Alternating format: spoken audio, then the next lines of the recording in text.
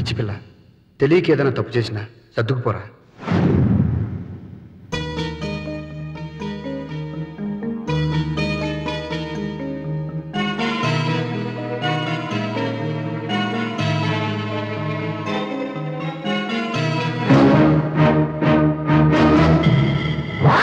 అతను మెల్లగా నీ బయట లాగుతాడు.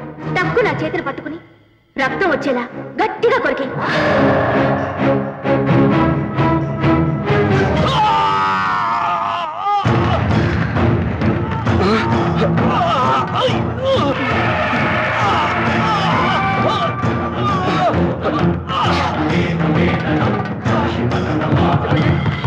శివాజీ, శివాజీ, శివాజీ తలుపుతీరా. శివాజీ, ఏంట్రా ఏమైంది? అబే ఏం లేదు. ఏమీ లేకపోతే ఎందుకలా అరిచావు? అదే ఊరికే.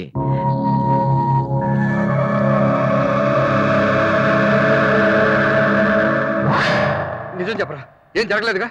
అబ్బా ఏంటండి మీరు, ఏం జరగలేదంటున్నారుగా. ఏం జరగకపోతే ఎందుకలా అరుస్తాడు? శోభనం గదిలో భార్యాభర్తలు అరుచుకుంటారు, ఖర్చుకుంటారు. మీరండి.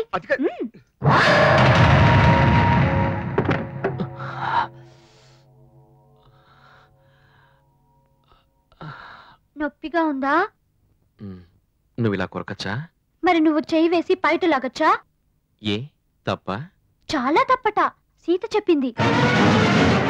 సీత చెప్పిందా? ఎవని? ఒంటి మీద చేవేస్తే చెంప మీద కొట్టమంది. కొట్టాను. పైట లాగితే గట్టిగా కొరకమంది.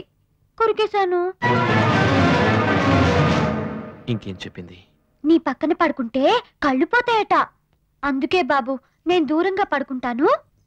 అలాగే, తను చెప్పినట్టు దూరంగానే పడుకో. ఇదిగో నేను పడుకున్నాక వచ్చి నువ్వు నా దగ్గర పడుకోకూడదు. అలాగే, నేను ఇక్కడే కూర్చుంటాను.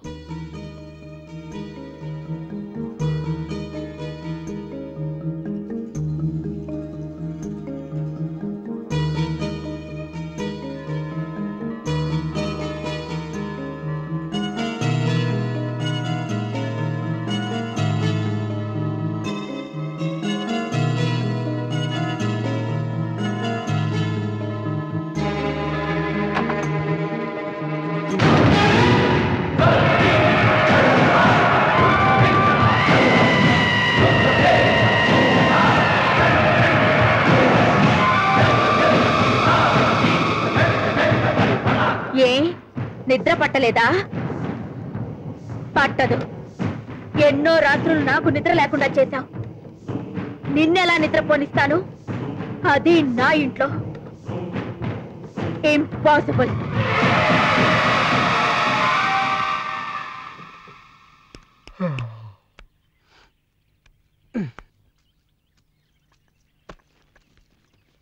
కాఫీ తీసుకోండి.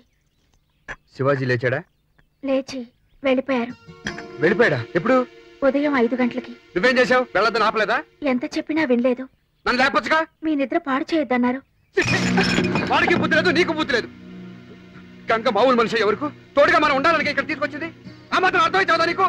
మీ మంచి ఉద్దేశాన్ని అతను అర్థం చేసుకోవాలి కదండి. పైగా అతనికి ఇక్కడ చాలా ఇబ్బందిగా ఉందట. ఏం రాగో, ఇంట్లో దైవం ఏమన్నా ఉందా?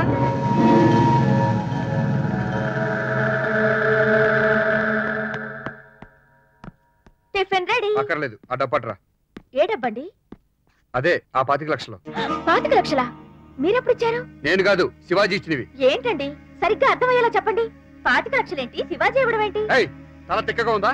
మొన్న శనివారం శివాజీ 25 లక్షలు తెచ్చిచ్చాడుగా. నాకా? లేదే. అబద్ధాలు చెప్పావంటే చంపేస్తాను. అంటే పెళ్ళాం మీద కూడా మీకు నమ్మకం లేదా? నాకు నా పెళ్ళాం కంటే ఫ్రెండ్ మీద నమ్మకం ఎక్కువ. నిజంగా అతను నాకే డబ్బు ఇవ్వలేదు.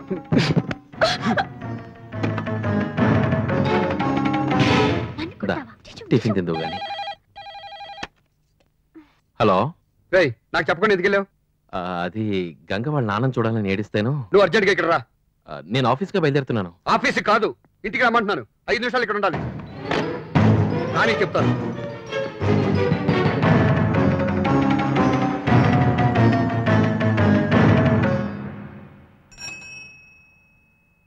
ఎవడో పరాయి వాడు వచ్చినాడు. ఆ దిక్కుమాలని కాలింగ్ బెల్లేంటి? దూరం పెరిగిందనా దూరం పెంచుకోవాలనా? లోపలరా. ఏంట్రా ఏమైంది? ఇంత సీరియస్ గా ఉన్నావేంటి? మొన్న నీకు ఇచ్చిన 25 లక్షల సీతకి ఇవ్వలేదా? అది నేను ఆ డబ్బు. చెప్పండి, నానుస్తారెందుకు? మీరు నాకు డబ్బిచ్చారా? నన్ను నమ్మడం లేదు. నేనేదో దొంగలని నా మీద చేస్తున్నాను. చెప్పండి. చెప్పరా? దానికి ఇచ్చానని ఒక మాట చెప్పు. అది నా చేతిలో వస్తుంది. రే, ఏ మాట రవి? అబద్ధం చెప్పాల్సిన అవసరం ఆడికే పట్టింది. అంటే నన్ను క్షమించు. ఆ డబ్బు నేను సీతకి ఇవ్వలేదు.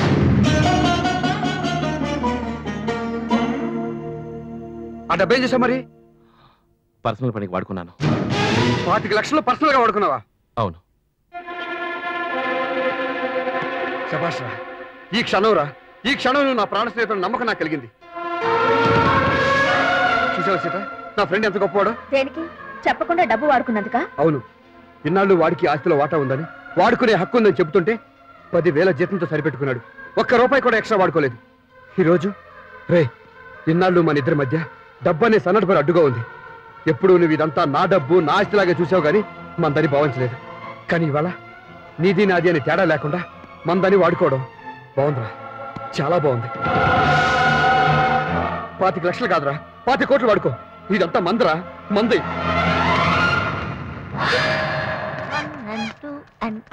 ఇదిగో అమ్మాయి. నా పేరు అమ్మాయి కాదు, ఏనుగు తల్లిలో ఉన్నావు, ఎలక పిల్లేంటి? ఊరుకో, నీకు నాకు సెటప్ ఏంటి? మా ఆవిడ సంపేద్ది, అసలు దానికి నోరు ఎక్కువ. చూడు ఎలక పిల్ల.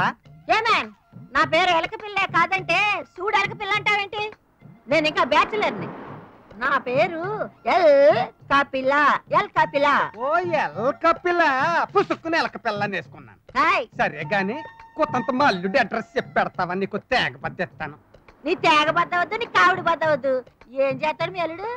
ఏం చేస్తాడంటే పొద్దుట టిఫిన్ చేస్తాడు, మధ్యాహ్నం బోన్స్ చేస్తాడు, సాయంత్రం మళ్ళీ బోన్స్ చేస్తాడు, రాత్రికి మరి మా అమ్మాయితో ఏం చేస్తాడో మరి. అది కాదు, మీ అల్లుడు ఎలా ఉంటాడు? ఎర్రగా బుర్రగా బాగానే ఉంటాడు. అది కాదురా, మనిషి ఎలా ఉంటాడురా? అలాగే ఉంటాడు. 2 కళ్ళు ఉంటాయి, కింద ముక్కు ఉంటది, దాని కింద నోరు ఉంటది, పక్కన 2 చెవులు ఉంటాయి, మరే ఆ పైన 2 చేతులు ఉంటాయి, కింద 2 కాళ్ళు ఉంటాయి. కరెక్ట్ గా చెప్పేస్తాను, చూసేవేంటి? ఈ అందరికి ఉండియే కదరా? అందరికి ఎలా ఉంటాయి? ఇప్పుడు మా ఊళ్ళో మా కుంట ఎక్కడ ఉన్నాడు, అడుకో కాలు లేదు. మా నడుపుడు అన్నరంగడు ఉన్నాడు, అడుకో చేయలేదు. నీకు బుర్రలేదు. అంతగా తవ్వి నూనె రాస్తున్నాను. ఇప్పుడు మీ అల్లుడు ఎక్కడ ఉంటాడురా? వాళ్ళ ఇంట్లో. వాళ్ళ ఇల్లు ఎక్కడరా? హైదరాబాద్ లో. చంపేస్తున్నానా? అయ్యి బాబాయ్, పోలీసులు వస్తారేమో, నా జున్నెట్టుకు పోతారు ఇప్పుడు. పార్చిది.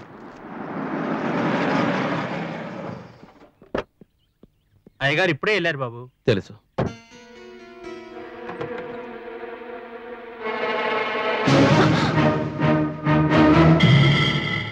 ఇంట్లో ఆయన లేరు. నీకే చెప్పేది, ఆయన లేరు.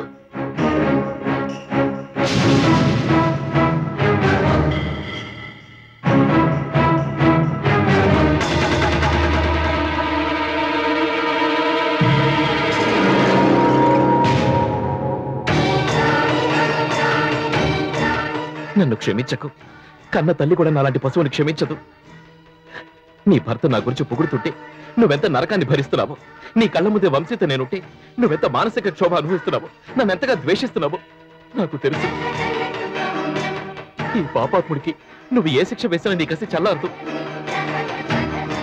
నా నుంచి నా భార్యను దూరం చేసి మా కాపురాన్ని నాశనం చేసిన సహిస్తాను, డబ్బు కాచేసానని నిందలు వేసినా భరిస్తాను.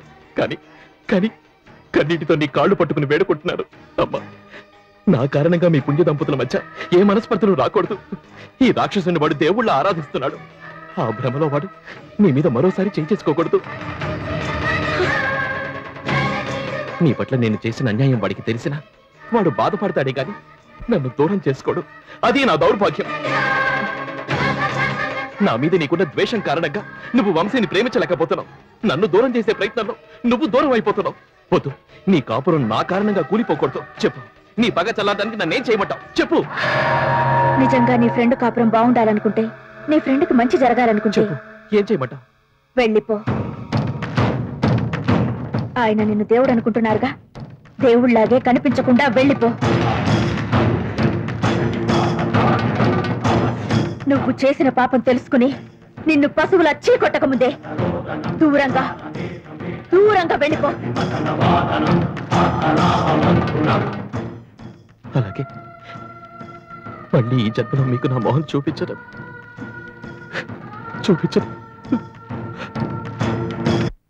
ఎక్కడికి వెళ్తున్నావు బాబు? ఎక్కడి నుంచి వచ్చాను అక్కడికి. వెళ్ళు బాబు.